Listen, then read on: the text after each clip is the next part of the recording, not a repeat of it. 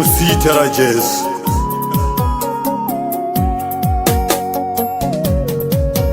Jehova muri mwari wehondo, Jehova muri mwari wehondo,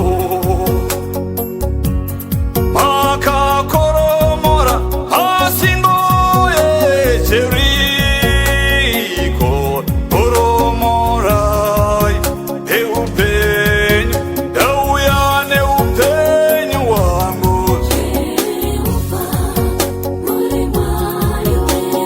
Dauyane kusema kwangu,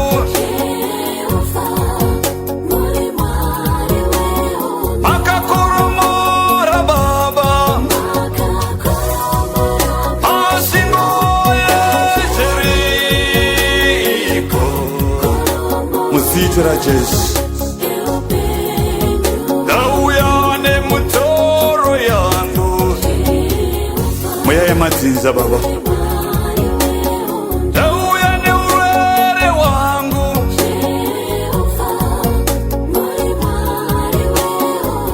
makakoromora Baba asingo Jeriko. Ukatanga hondo neni uri kutsvaka kurwa naJehovha, handirwi newe, ndinongozviisa kuna Jehovha kuti ndirwirei changanwire. The battle is not mine, but the battle is yours. Makakoromora masvingo eJeriko. Koromorai, koromorai Baba, hondomorai mweya yakaipa inoda kundirwisa. Musita ra Jesu, musita ra Jesu. Hallelujah. Dauya nemisodzi yangu. Oh, muri mwari wehondo Baba. Oh, muri mwari wehondo Mwari. Oh, Jesu. Ah, Yesu. Mwari Baba. Makakoromora Baba asingo Jeriko.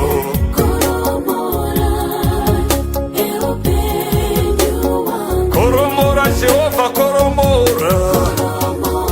Koromora Mwari. Izo mhepo dzinonditadzisa kubudirira. Musita ra Jesu. Koromora Baba. Mhiko dzinoitwa nemvura neropa. Koromora Jesu. Mhiko dzinoitwa pasi pemvura kana pasi pemuti. Koromora Jesu. Koromora muupenyu hwangu Baba. Mweya yose inofuridzirwa mukati muupenyu hwangu kuti ndiite minyama. Koromora musita ra Jesu. Haleluya. Koromora Baba. Koromora Baba. I need financial breakthrough. I need peace in my marriage. I need peace of mind, Almighty God. I need a happy family. Jesus Christ, come down, Almighty God. Help me, Almighty Father, in the name of Jesus Christ. Makakoromora Baba, makakoromora.